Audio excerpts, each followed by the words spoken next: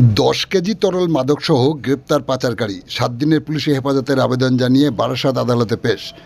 গোপন সংবাদের সূত্র ধরে স্বরূপনগর থানার পুলিশ অভিযানে নেমে বাঁকড়া গোকুলপুর গ্রাম পঞ্চায়েত এলাকার ছোট বাঁকড়া শ্মশান এলাকা থেকে এক ব্যক্তিকে গ্রেপ্তার করে উদ্ধার করে 10 কেজি 200 গ্রাম তরল কোডাইন মিক্সচার।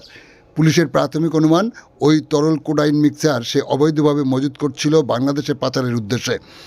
পুলিশ ওই কোডাইন মিক্সচার সহ গ্রেপ্তার হওয়া পাচারকারীকে বারাসাত জেলা আদালতে পাঠায় 7 দিনের পুলিশি হেফাজতের আবেদন জানিয়ে।